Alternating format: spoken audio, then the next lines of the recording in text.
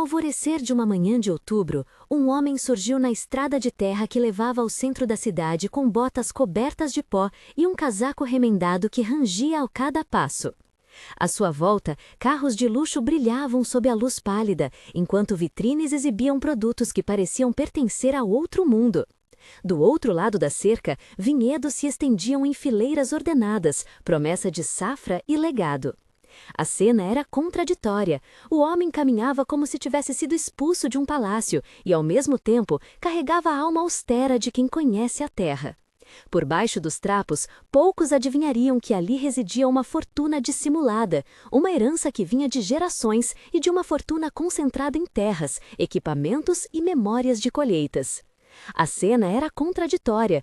O homem caminhava como se tivesse sido expulso de um palácio e, ao mesmo tempo, carregava a alma austera de quem conhece a terra.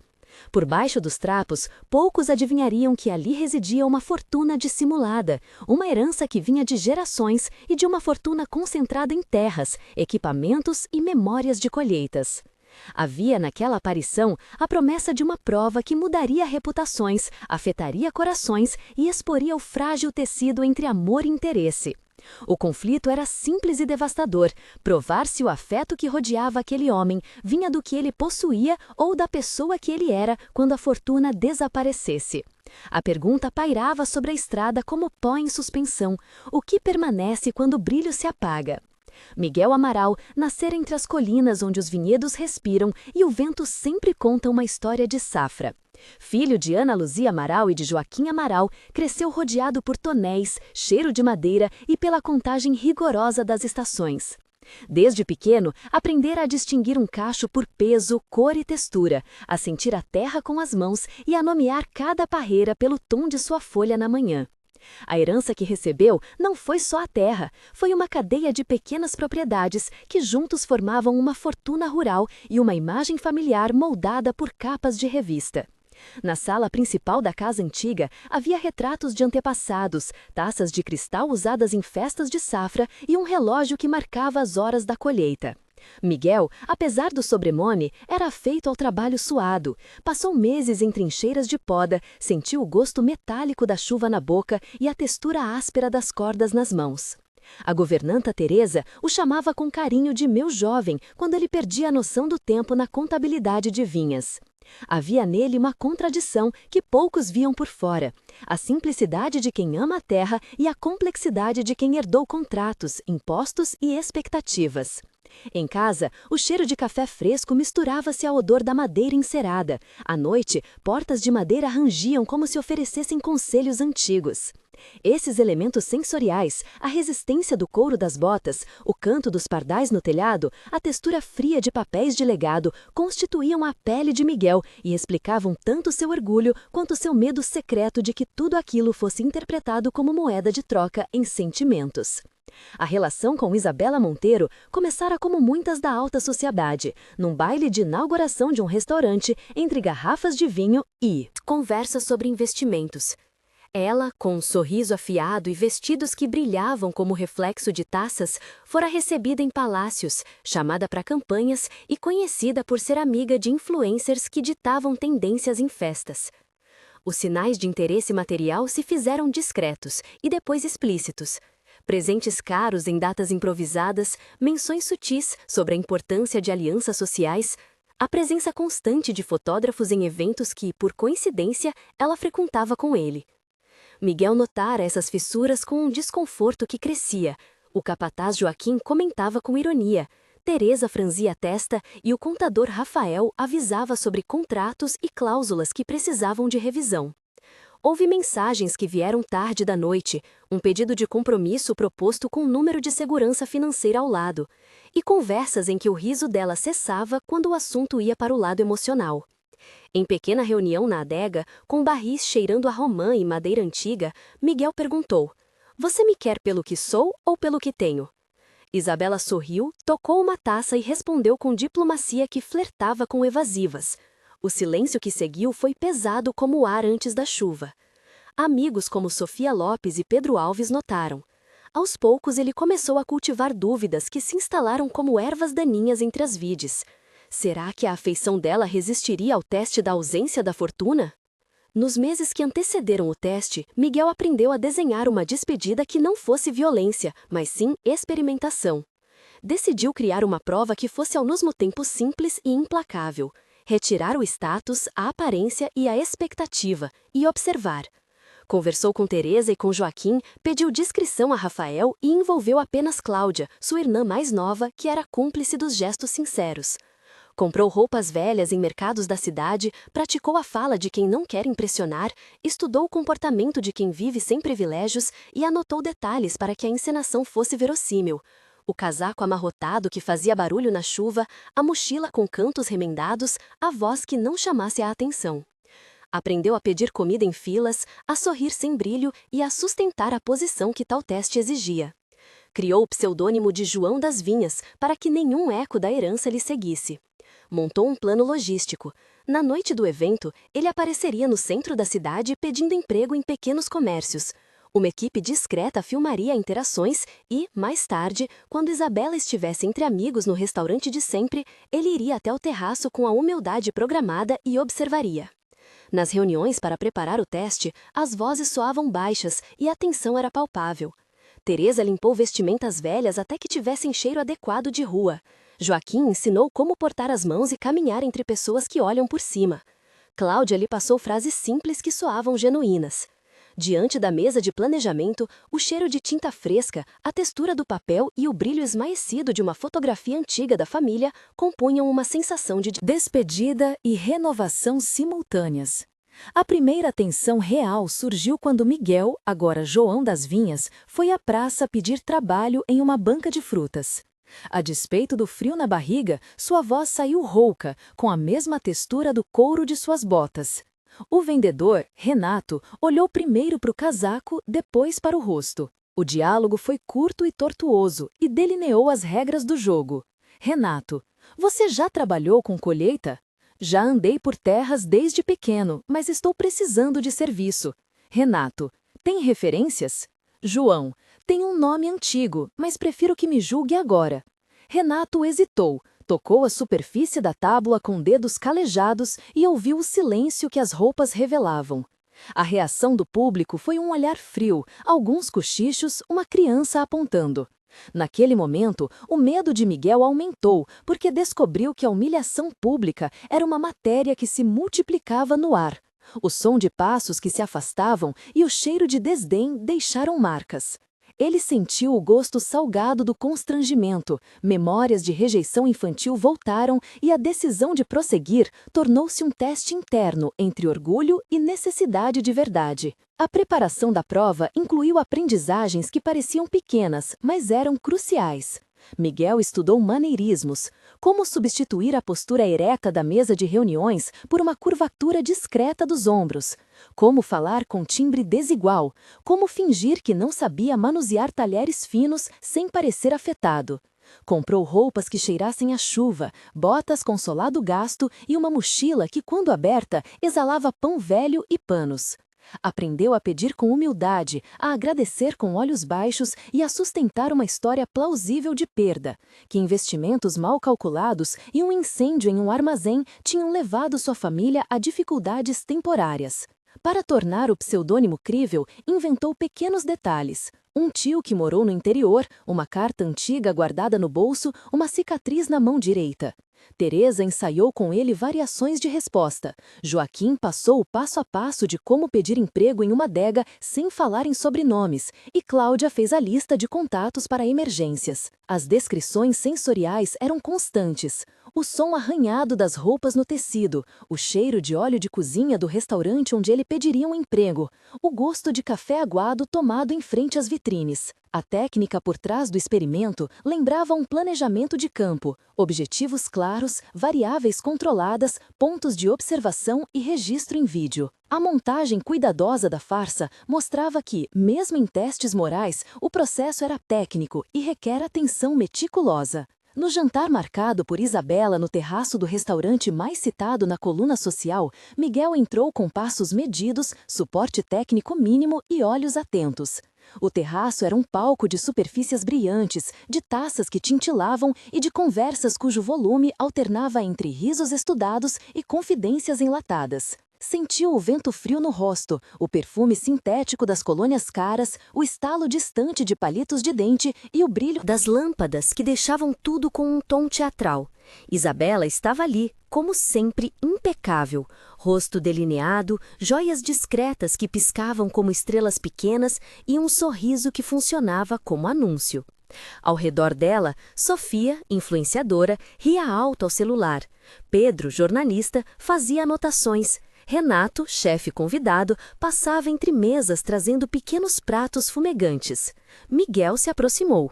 Isabela ergueu a taça e sorriu com elegância estudada.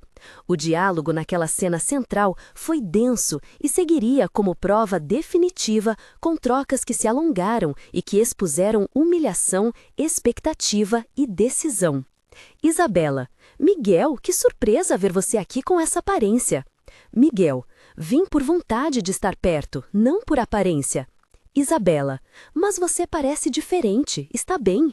Miguel: estou, só quis entender quem permanece comigo. Isabela: isso parece uma encenação romântica. Miguel: não é encenação, é uma necessidade de verdade. E por que agora? Não podemos resolver isso em particular? Miguel: resolve-se com escolhas, não só com palavras reservadas. Isabela: você está pedindo que eu me comprometa sem saber das consequências? Peço que você escolha quem eu sou quando nada me resta. Isabela: não sei se consigo separar as duas coisas. Miguel: a escolha é sua, mas a vida segue. O som dos talheres cessou por um momento, olhares convergiram, o lampejo das máquinas fotográficas captou a cena.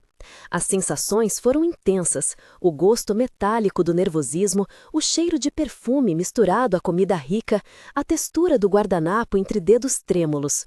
Ali, na mesa, a humilhação não foi um espetáculo gratuito, foi um espelho que refletiu a fragilidade das aparências. A reação pública foi imediata, sussurros, olhares de julgamento e a filmagem de um influencer que viralizou segundos depois. A cena teve aproximadamente 10 trocas verbais que delinearam a escolha de Isabela e a exposição de Miguel. No silêncio que se seguiu, alguém soltou um riso nervoso, outro engoliu em seco. A câmera captou o instante em que ela, olhando para Miguel como se olhasse um documento, fez uma escolha que incendiou redes sociais e gerou um escândalo instantâneo. Após a saída do terraço, a gravação do jantar já circulava. Vídeos com cortes cirúrgicos passaram de telefone em telefone, ganharam legendas e um tom de julgamento que parecia mais climático do que justo. Herdeiro humilhado, prova de amor ou jogada de marketing, e ela escolheu a fortuna. Foram manchetes improvisadas de uma mídia ávida por conflito. A viralização trouxe consequências materiais imediatas, contratos cancelados por patrocinadores de Isabela, pedidos de esclarecimento de influenciadores que desejavam distanciamento e uma queda na confiança entre parceiros de negócios que temiam a associação com escândalos. Pedro Alves publicou uma coluna com perguntas incisivas. Ana Pereira, advogada consultada por Miguel, avaliou cláusulas de ruptura em contratos de eventos.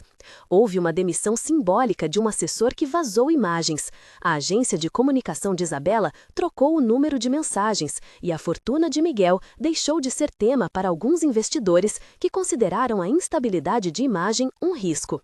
O impacto foi rápido. Doações suspensas, contratos em revisão, fornecedores repensando acordos.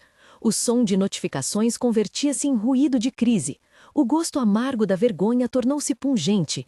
O cheiro de café nas redações acompanhou análises apressadas. A queda de privilégios transformou reputações em números, seguidores em estatísticas e afetos em julgamentos públicos. Pausa para você que acompanha esta história e sente o peso do momento. O que você faria se descobrisse que alguém que ama só está interessado no que você possui? Comece sua resposta com "eu faria" e escreva em uma frase. Compartilhe nos comentários de forma honesta. Aqui não há julgamento, apenas aprendizados. Seus comentários ajudam outras pessoas a encontrar reflexão e fortalecem uma comunidade que busca entender como diferenças de poder afetam os laços. Voltamos agora para ver as consequências dessa escolha e o que realmente mudou na vida de Miguel e de quem o cercava. A queda pública levou Miguel a um processo de isolamento inicialmente duro. Amigos que antes aceitavam convites recuaram, convites sociais foram retirados, o telefone tocava menos. Ainda assim, nele nasceu uma decisão que tomou corpo: transformar a humilhação em ponto de partida para algo maior que sua reputação. Optou por se aproximar de instituições locais que já cuidavam de pessoas em situação de rua e vulnerabilidade. Foi a Clara Mendes, diretora do abrigo municipal, que abriu a porta do trabalho voluntário para ele. Miguel chegou com mãos calejadas por fama e por terra, com olhos que carregavam vergonha e uma vontade genuína de reparar. Trabalhou na cozinha do abrigo, sentiu o calor de panelas grandes, o cheiro de sopa rala e o contato direto com quem vive na beira da cidade. Entre os nomes que se tornaram parte dessa reconstrução estavam Marta, cozinheira que ensinou receitas com pouco, Lucas, jovem que coordenava a entrega de roupas, e Dr. Rafael, que ofereceu consultoria financeira gratuita para o abrigo. O trabalho foi prático e sensorial: lavar pratos com água quente que estourava em vapor, segurar a mão de um homem idoso enquanto ele contava memórias, sentir a textura áspera de roupas remenadas e o som de risos tímidos que cresciam. A transformação foi lenta. Miguel doou parcelas de terras a projetos locais, retribuiu fornecedores e lançou uma iniciativa de reinserção que tinha como pilares emprego, abrigo e formação. Havia nesse período um esforço de reconstrução que exigia disciplina e exposição de fragilidades diante de outros, e foi justamente esse mostrar de fraquezas que reconstruiu confiança. Uma tensão prolongada se manifestou quando patrocinadores e bancos passaram a questionar a viabilidade de apoiar as iniciativas anunciadas por Miguel. Em reuniões formais, o clima era de dúvida, as palavras soavam como documentos escrutinados. O capataz Joaquim e a governanta Quereza acompanharam Miguel em negociações que pareciam insensíveis, com termos técnicos, garantias e cláusulas que pareciam querer meter as mãos no que restava do legado. A disputa interna de Miguel entre manter controle e entregar poder ao projeto social criou noites sem sono, memórias de conversas com a mãe e a sensação de perda ampliada. Em uma reunião tensa no escritório da propriedade, Miguel escutou perguntas que feriam. Será que o projeto era fachada para limpar imagem? Em sua cabeça, imagens de infância, da mãe costurando panos, retornaram. Foi preciso escolher entre ceder ao controle ou permitir que especialistas conduzissem processos de reinserção. A decisão de abrir mão de parte do poder foi um ponto de virada que consistiu em aceitar que tanta responsabilidade não cabia a um só peito. O processo de formalização do projeto de reinserção exigiu passos técnicos precisos. Foram elaborados estatutos, registro do centro como entidade sem fins lucrativos, abertura de conta jurídica, emissão de recibos para doações e a criação de um conselho gestor com membros independentes. As parcerias com ONGs envolveram contratos de cooperação técnica, definição de metas de capacitação e indicadores de sucesso como taxa de emprego pós-programa e número de pessoas atendidas por mês. Tudo isso foi feito com acompanhamento de Ana Pereira e do economista Dr. Rafael Costa, garantindo transparência e conformidade legal. Esses procedimentos ofereceram credibilidade e segurança a doadores e transformaram intenção em prática mensurável. A reconstrução pessoal de Miguel passou por episódios de confrontos íntimos que duraram meses. Um momento de tensão ocorreu num sábado chuvoso, quando Isabela telefonou exigindo explicações públicas. Miguel atendeu, ouviu o tom cortante e sentiu a velha insegurança. A conversa teve camadas: rancor, argumentação financeira, menção à imagem circulando e a acusações do tipo "eu fui humilhada também". Foi um ponto em que a resistência de Miguel testou suas convicções. Ele poderia reagir Angry Lynch, expor tudo, compor uma narrativa vingativa ou escolher silêncio e trabalho prático. Escolheu a segunda via. Em outro momento, ao visitar o abrigo, um ex-beneficiário questionou suas motivações e disse em voz alta: "Você veio aqui por imagem ou por gente?" O comentário soou como faca, mas também como alerta. Miguel ouviu, sofreu, refletiu e transformou a crítica em prática. Convidou membros da comunidade para participar de decisões, abriu as portas da propriedade para estágios e aprendeu a mediar entre orgulho e serviço. No centro do processo, havia pessoas cujas histórias se entrelaçaram com a redenção de Miguel. Clara, a diretora do abrigo, contou em voz baixa sobre receios iniciais e depois sobre confiança conquistada. Marta, a cozinheira, foi firme em ensinar sem piedade. Lucas, jovem coordenador, ofereceu insights de comunicação com públicos difíceis. Teresa, a governanta, foi o elo entre passado e presente, lembrando a Miguel de memórias que o mantiveram humano. Pedro, o jornalista, voltou não para julgar, mas para acompanhar a transformação. Sofia, a influencer, fez um vídeo sincero apoiando o projeto e pedindo doações. Ana Pereira lidou com questões contratuais com serenidade. Esses nomes passaram a compor a rede que sustentou a reinvenção. A cada dia, a textura do trabalho mudava. Mãos alinhando roupas em doação, cheiro de tinta em paredes renovadas do centro, o som de aulas de capacitação, sorrisos que lentamente substituíam olhares duros. Uma das tensões mais duras surgiu quando surgiu um processo de investigação sobre se havia manipulação da cena do jantar para gerar cliques. Jornalistas pediram depoimentos, arquivos foram requisitados e a tênue linha entre prova ética e montagem foi discutida. Miguel teve de abrir arquivos, autorizar perícias em vídeos e provar que a intenção era de verdade. Entre memórias de noites mal dormidas, ele entregou material que mostrava a preparação do teste, conversas privadas com Teresa e Joaquim e anotações que comprovavam seu objetivo. A exposição lhe custou mais imagem, mas recuperou algo essencial, a transparência de um processo. A comunidade reagiu com debates, mas também com empatia. Esse momento, apesar de doloroso, consolidou que redenção sem clareza é frágil. A fase de trabalho comunitário ganhou forma com ações concretas. Criação de uma horta comunitária em terras doadas, parcerias com instituições de ensino para cursos de capacitação em enologia básica e cozinho e convênios com empresas para estágios. O projeto empregou inicialmente 20 pessoas, ofereceu 300 refeições por semana e arrecadou doações equivalentes a uma parte da safra anterior. Nomes de doadores foram listados publicamente. A governança transparente atraiu voluntários como Clara, Marta e Lucas. A sensorialidade daquele trabalho era contínua. Cheiro de terra revolvida, música baixa vindo de rádios no pátio, o toque das mãos que plantavam e o gosto simples das primeiras colheitas partilhadas entre voluntários e beneficiários. Aos poucos, as cicatrizes emocionais de Miguel tornaram-se mapas que orientavam políticas sociais reais. O reencontro com Isabela desenrolou-se em encontros simples, sem câmeras e sem plateia. Houveram conversas longas em mesas de café modesto, passeios por ruas onde mercadorias simples eram vendidas e diálogos que buscavam não espetacularizar o passado. Foi nesse período que surgiram diálogos longos e sinceros para tentar reconstruir o que havia se rompido. Isabela: você me procurou depois de tudo, por que motivo? Miguel: porque precisava saber se havia amor, não contrato. Isabela: mas você já me expôs publicamente. Miguel: expor doeu em mim tanto quanto aconteceu em mim. Isabela: senti-me humilhada e também em risco por perder a imagem. Entendo, por isso decidi trabalhar e não falar mais em público. Isabela: você está pedindo perdão? Peço que veja as minhas ações, não só as minhas palavras. Isabela: e se eu não conseguir perdoar? Aceitarei, não forçarei nada. E se eu quiser entender melhor esse novo caminho? Aqui estão os relatórios, as pessoas, as histórias. Posso visitar o centro? Será bem-vinda, sem pressões. As trocas foram cheias de pausas, de memórias compartilhadas e de um trabalho prático de escuta.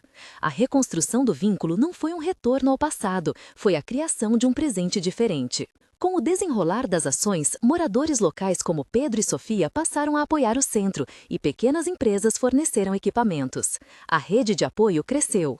Entretanto, uma última tensão teve de ser enfrentada. O comunitarismo era visto por alguns como uma estratégia de marketing restituída. Miguel, então, convidou um conselho independente para avaliar impactos, aceitar auditorias e publicar relatórios trimestrais.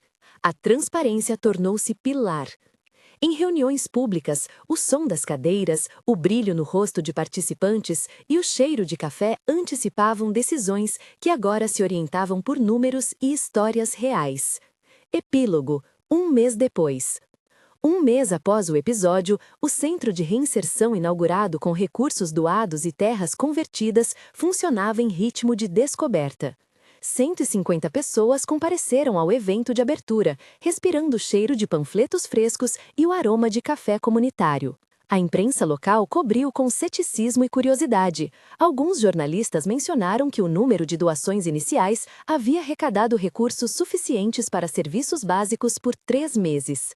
Clara relatou um aumento de voluntariado e Marta registrou o primeiro curso de culinária com 30 inscritos. Miguel caminhava pelo pátio, observando a textura do solo revirado, sentindo o som de ferramentas e a presença de jovens que conversavam animados. Isabela visitou discretamente, trouxe flores simples e deixou uma carta que mencionava a admiração pelas ações concretas. O gesto não restaurou tudo, mas criou uma ponte. Nas redes, a narrativa mudou de tom, de choque para curiosidade, com debates sobre privilégios e responsabilidade. O balanço do primeiro mês mostrava tanto questões a resolver como esperanças reais. Epílogo, 3 meses depois. 3 meses se passaram e o centro já contava com um programa de capacitação em enologia básica e em serviços de restauração. 150 participantes completaram módulos iniciais, 60 conseguiram estágios em empresas parceiras. A transparência nas contas, com relatórios auditados e um conselho independente, aumentou a confiança de doadores que antes estavam hesitantes. A comunidade notou mudanças, ruas ficaram mais limpas por iniciativas de reintegração, mercados locais passaram a contratar estagiários do projeto, e a horta comunitária já produzia verduras que abasteciam a cozinha do abrigo. Miguel encontrava-se com frequência com Clara e com Lucas para ajustar programas. Teresa, que continuou trabalhando na casa, coordenava doações. Isabela, distanciada das redes de luxo, participou em 2 ações de voluntariado com modéstia, sem buscar holofotes. A narrativa pública começou a incluir números concretos, como o número de refeições distribuídas por semana e a quantidade de pessoas empregadas em estágios, o que mudou o discurso de acusação para um debate sobre responsabilidade e reparação. Epílogo, 6 meses depois. 6 meses depois, o impacto era visível e mensurável. O centro atendia 300 pessoas por mês em serviços combinados de abrigo, capacitação e encaminhamento ao emprego.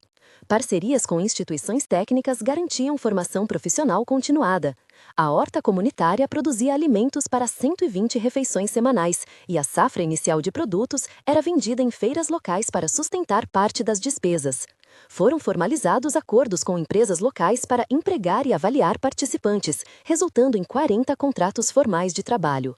O legado havia tomado forma. Nem tudo estava perfeito, mas a transformação se consolidava com indicadores e histórias pessoais. Isabela e Miguel não voltaram a ser o casal de antigamente. Criaram, no entanto, uma relação baseada em respeito e limites. O projeto ganhou menção em jornais nacionais como Estudo de Caso sobre Reinserção e Responsabilidade de Elites. O centro recebeu doações equivalentes a uma fração da anterior fortuna e criou um fundo de doações recorrentes. Pessoas que antes viam o episódio apenas como escândalo passaram a ver que, mesmo em humilhação, pode haver reinvenção. Ao refletir sobre a jornada, fica claro que a humilhação destruiu ilusões e o trabalho construiu verdades. A evidência concreta não foi apenas a redução de contratos ou o número de seguidores perdidos, foram os 300 atendimentos mensais, os 40 contratos formais e a horta que alimentava a cozinha do abrigo. Internamente, os protagonistas mudaram. Miguel aprendeu a ouvir sem exigir retorno imediato. Isabela passou a reconhecer limites entre imagem e compromisso. A comunidade ganhou um centro que prometia reinserção e oportunidades e que já mostrava números palpáveis. Se você se sentiu tocado por esta história, escreva nos comentários "Eu faria", seguido de uma frase contando o que faria se estivesse no lugar de Miguel ou de alguém que ama.